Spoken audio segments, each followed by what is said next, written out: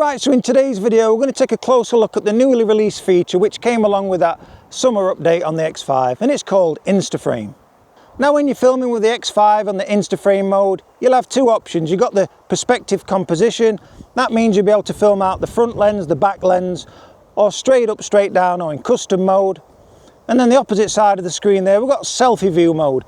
Now that's going to lock onto your face and you'll be able to walk all the way around the camera and it follows you there.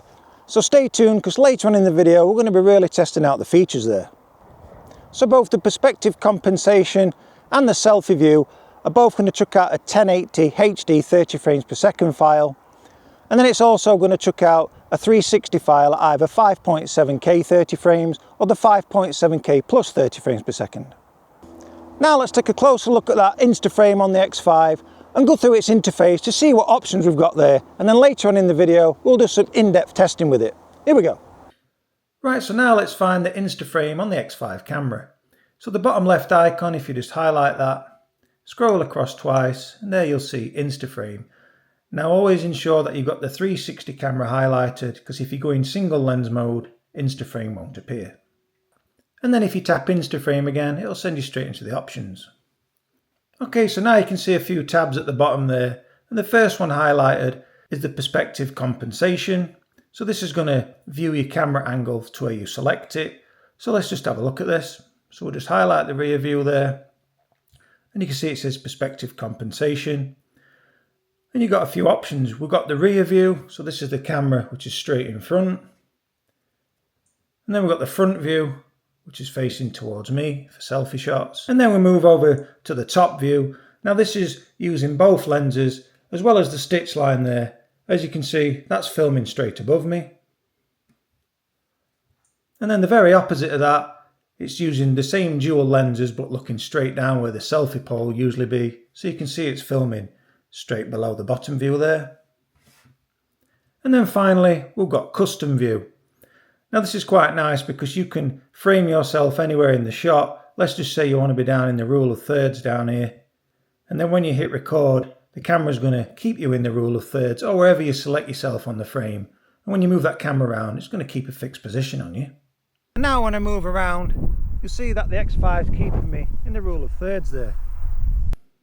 And then no matter which view you select, we'll be able to have that horizon lock enabled and disabled, as you can see there. And then we also can have distortion correction on. So as you see, as I highlight that, we've got those bowed edges. Right now I've hit a button on the X5 and it's made my hat disappear. No. So this is with the distortion correction off, and as you can see, everything's bowed in the picture. And now let's put that distortion correction on and see the differences. And now this is with that distortion correction on, so it's activated now, and you can see that the lines are true and straight. I'll put a side by side up so you can really see the differences there.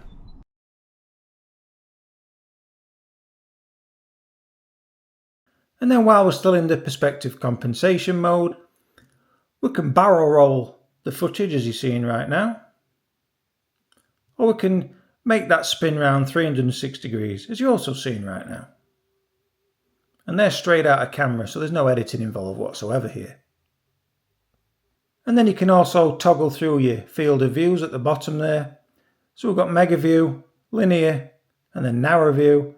And you can also press and hold and zoom in on the scroll wheel there. So you can have field of views between those three. And then just before we switch over to the selfie view, there's another option at the bottom, and that's where your frame rates and resolutions are going to be.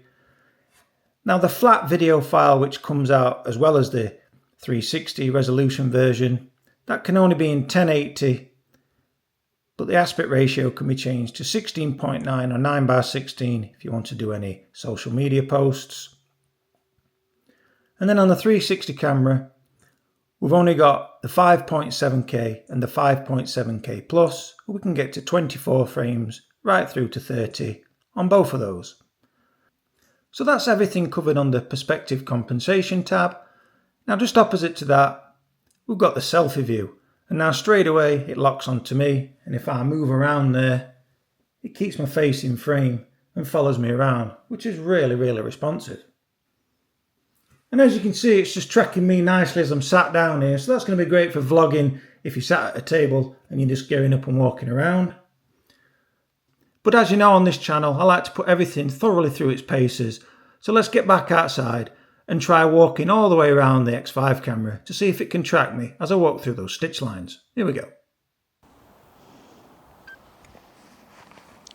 Right, so now I've switched over to selfie view with the X5. And I'm hoping you can see the screen there.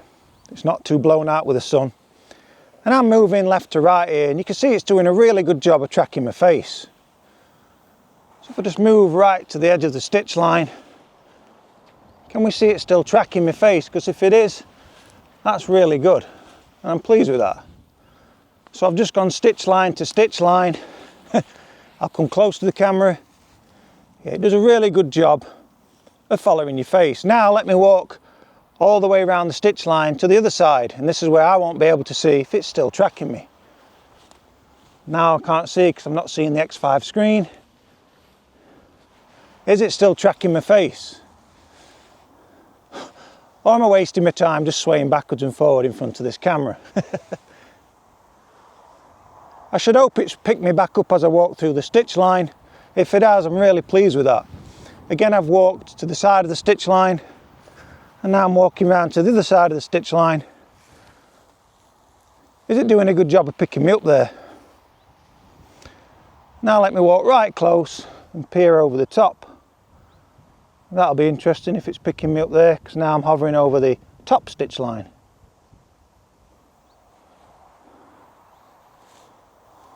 And now I'll walk all the way to the front of the camera. And I'm really hoping that's worked, because as I've just walked at front at camera and I can see the screen on the X5, I've still got that green box around my face. So that's going to be really good if it's kept me in frame as I walk through those stitch lines. And now I'll just do one more circle all the way around, looking at the camera. Is the X5 picking me up? I'm at least 2 meters away, walking in a circle here. And as I've come back into shot, I can still see that the green box is around my face. So I'm hoping that's really worked. And then in the top left hand corner just here, if you hit that icon, this is where you'll be able to add a mini remote control, or your GPS remote control, or your ring remote control, or the diving remote control stick. So we've got quite a few options there where we can sync it.